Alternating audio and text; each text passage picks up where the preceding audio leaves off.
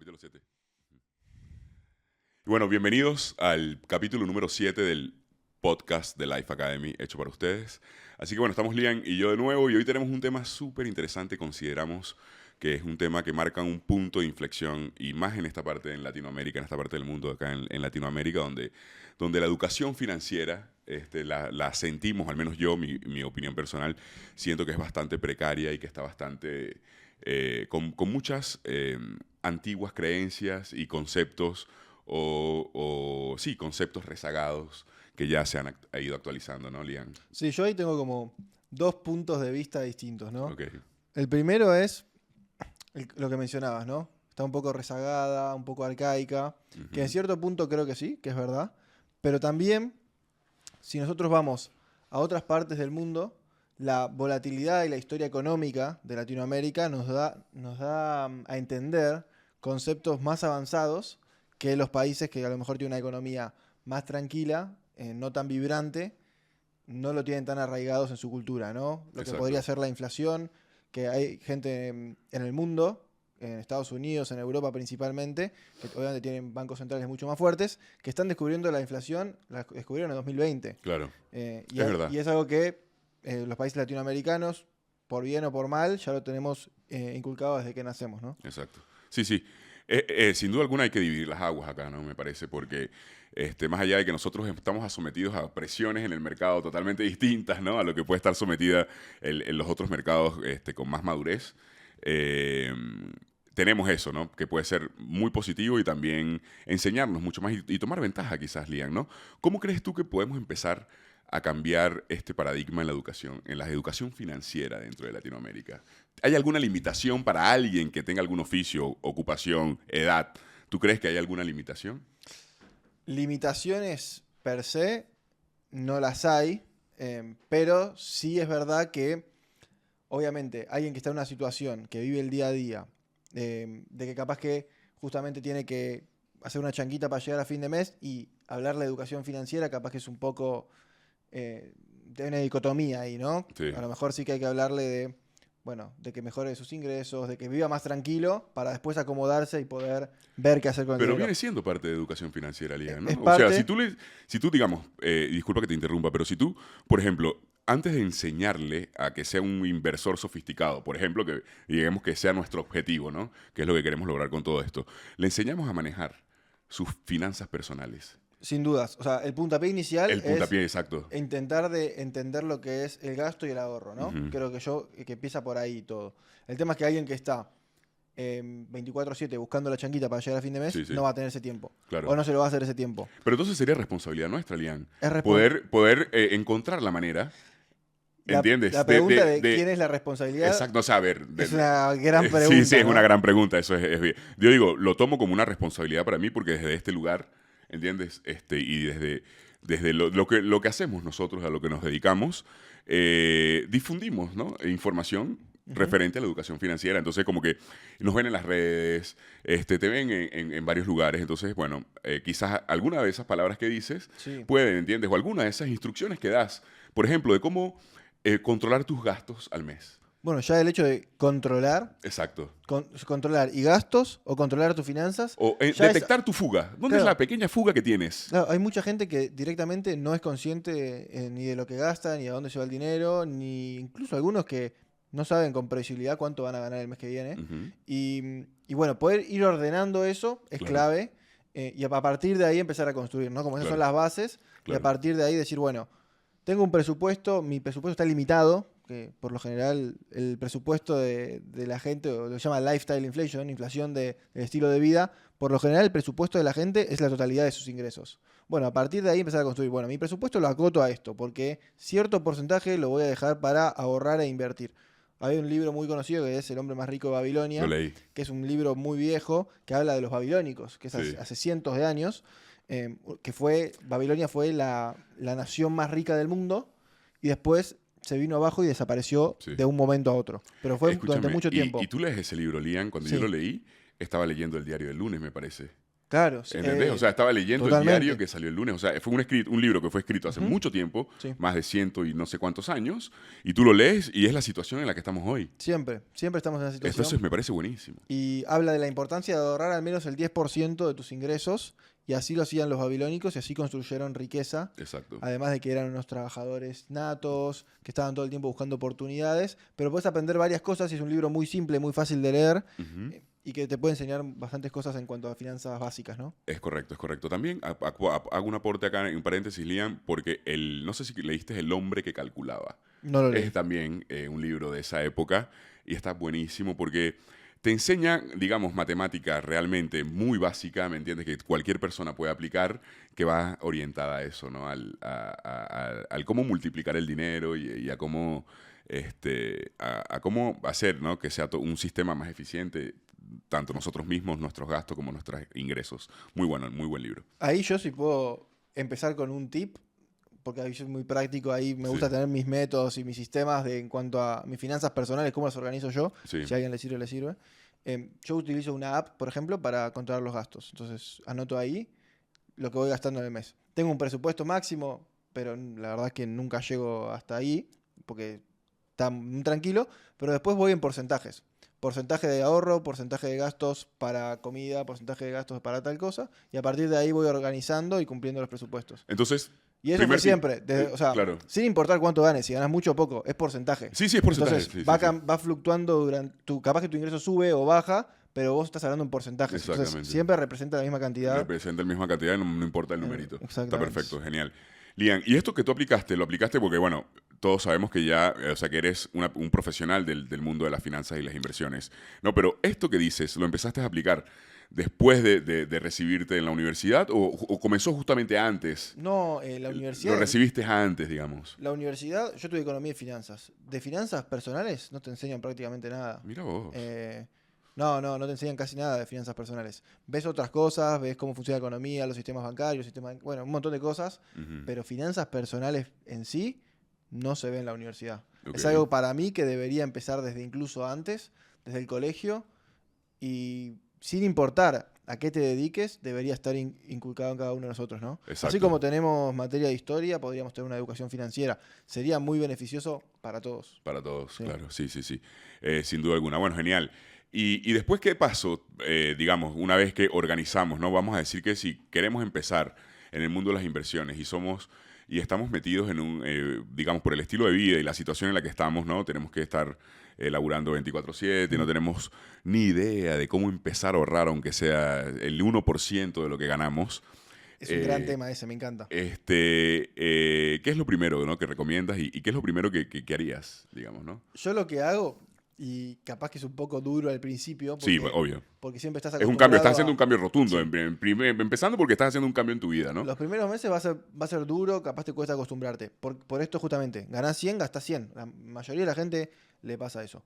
Ahora, para empezar a ahorrar, incluso aunque estés justo, porque posiblemente si ganás 100 y gastás 100, está justo. Claro. Gastás todo lo que te entra.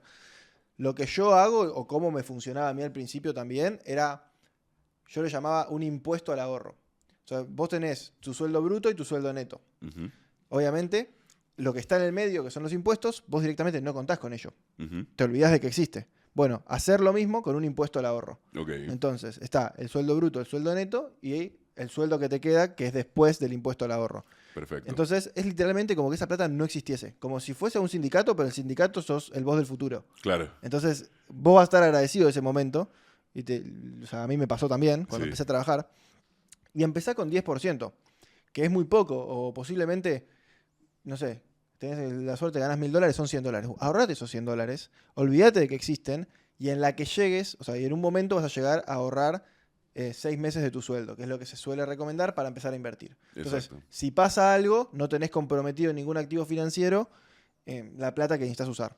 Sí, y reflotamos el librito, El hombre más rico de Babilonia, y te dice cómo puedes vivir y te demuestra que puedes vivir tranquilamente con el 10% menos de lo que ganas y de lo que usas para vivir en este momento. Eso es simplemente posponer consumo. Ujú. Es patear consumo para más adelante. O sacarte algunos pequeños sacrificios como, Claro, qué sé por yo, eso. la media luna, un alfajor, a sacarse algún par de cositas, Sí, sacrificar sí. algún par de cositas y ya está, tienes el 10%. Y es literalmente olvidándote que existe esa parte de tu sueldo como si fuese un impuesto y a partir de ahí empezar a consumir y empezar a planear.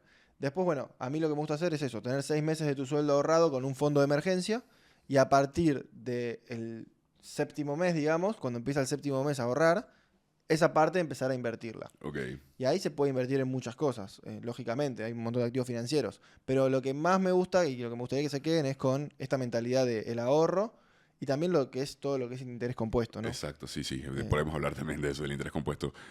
Porque de verdad, Albert Einstein lo dijo. Una de las fuerzas más poderosas del mundo es el interés compuesto, del Del universo. universo. Una Se de llamaba la octava maravilla. la octava maravilla, exactamente, el interés compuesto. Y es Genial. eso, que hay una calculadora muy buena, que yo siempre la recomiendo, se llama calculadora de interés compuesto, y vos podés ir viendo cómo a lo largo de los años, invirtiendo a cierto porcentaje, por ejemplo, pueden hacerlo con el 10%, que es el S&P 500, como 20 años ahorrando $100 al 10% anual, invirtiéndolos en el S&P 500, termina con cientos de miles de dólares. Exacto. Y esa es la magia del interés compuesto, y es algo que parece muy abstracto, muy utópico, pero en la práctica funciona. Y al Genial. menos yo literalmente desde que empecé a trabajar, 18 años, aplico todo esto de, bueno, ahorro el 10% al menos. O sea, yo Sí. ganaba, cuando empecé a trabajar, ganaba muy poco, pero Claro. muy poco. Y siempre tenía en la cabeza de ahorrar al menos el 10%. Ok. Siempre. Ok. O sea que es cuestión de simplemente cambiar una perspectiva de cómo estás viendo, que puede empezar a cambiarte todo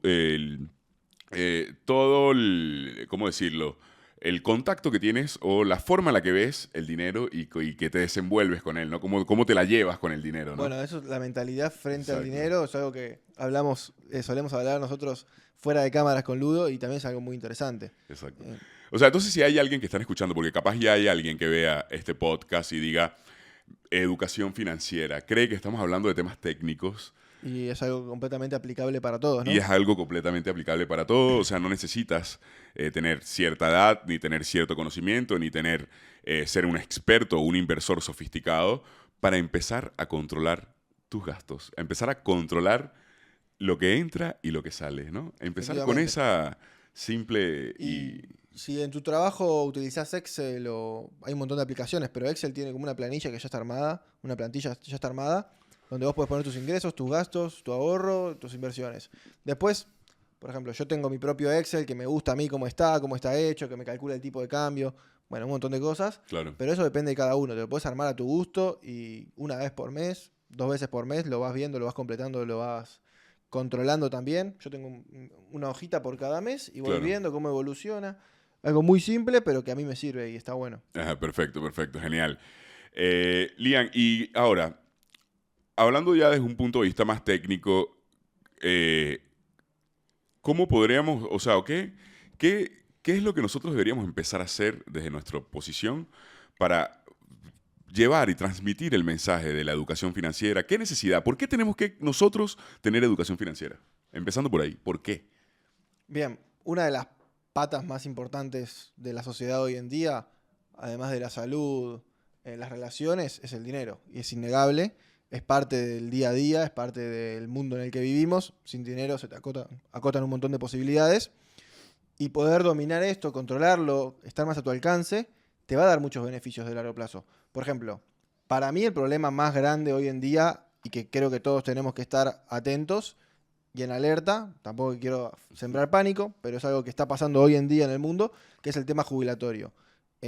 La pirámide literalmente de cómo está formado, la gente que nace, o sea, las nuevas personas son mucho menos que las personas que ya están jubiladas. Y esto tiende a crecer a lo largo del tiempo, entonces menos personas van a cubrir a mayor cantidad de gente. Y ahí los números no cierran.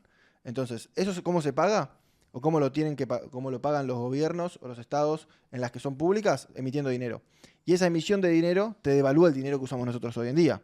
Entonces, todo ese gap nos deja a las nuevas generaciones, a los jóvenes, con jubilaciones muy bajas. Y esto no es algo que pasa en Argentina, que pasa en Latinoamérica. Está pasando en todo el mundo. Sí, Está pasando en España, en Europa. Allá es donde más se está viendo eso. Y allá es donde más está afectando, digamos, ya. La diferencia es más grande. Exacto, eso, ahí Acá va. ya veníamos de jubilaciones muy bajas. Sí. Y allá no. Y ahora se está empezando a ver, che, se le empezó a prender la lamparita. Ujú. Pero hay un video en YouTube muy bueno que habla de esto, que habla también de la proyección de cantidad de hijos que tiene nuestra generación frente a los más grandes y cómo la demografía tiende a disminuir. Y eso es un problema para las jubilaciones.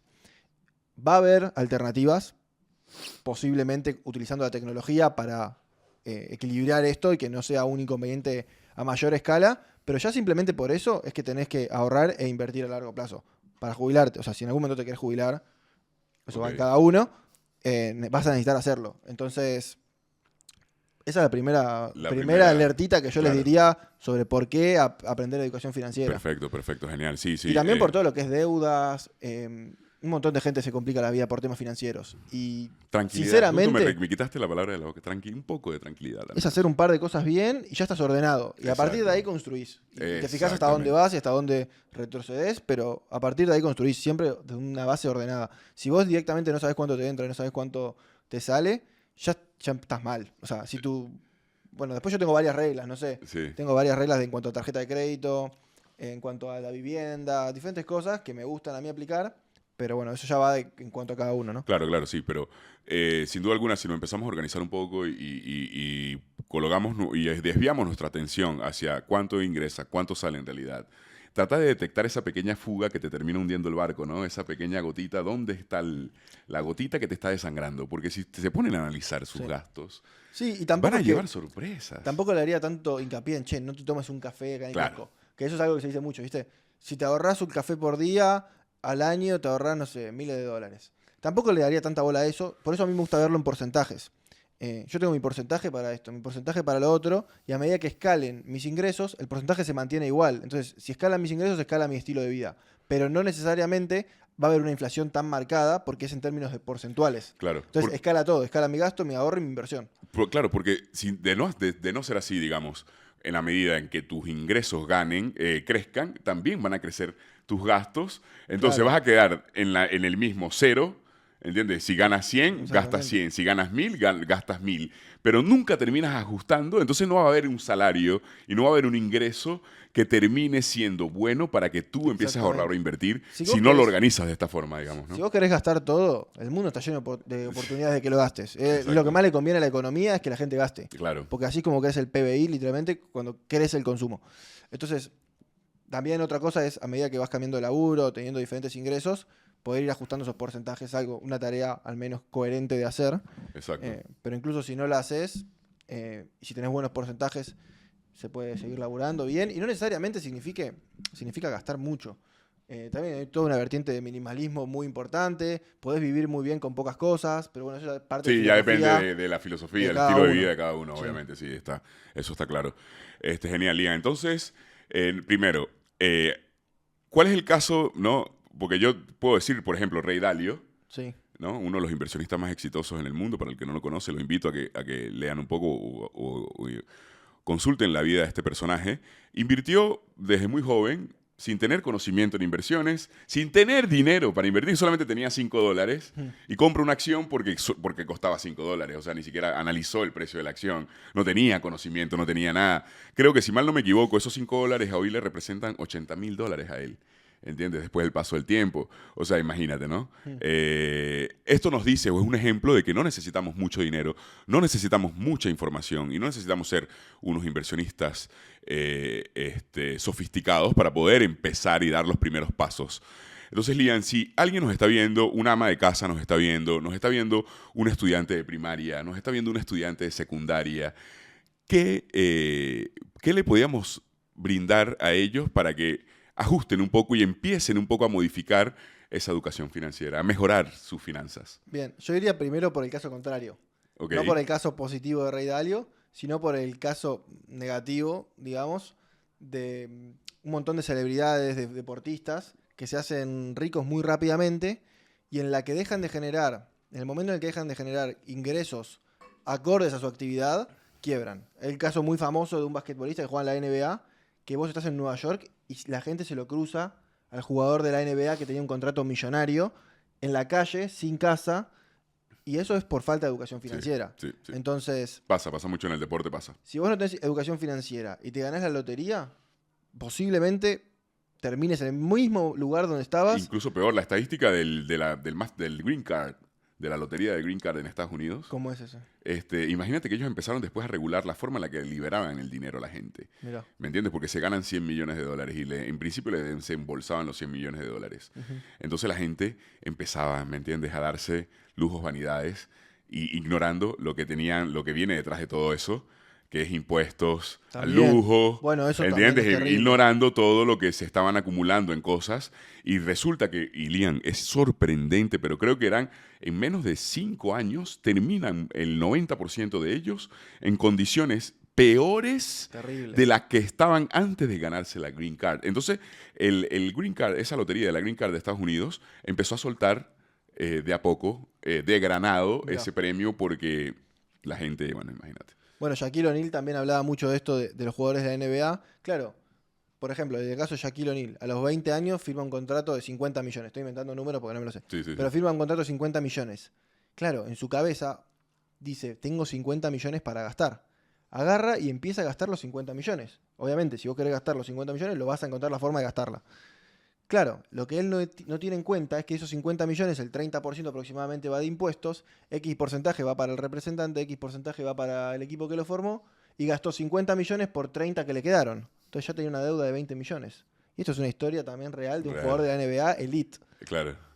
Bueno. Y todo eso es lo que hace la educación financiera, también empezar a entender eso y a partir de ahí controlar tus finanzas, ordenarlas y empezar a construir. Y recién ahí empezamos a hablar de inversiones, de en qué invertir, en qué porcentaje tener, pero lo importante y lo primordial es ordenar tus finanzas, tener una base ahorrada, por Ok. si pasa cualquier emergencia, poder maniobrar con eso y no tener que ir a vender cripto cuando está cayendo o tener que ir a vender una acción que la empresa le está yendo mal.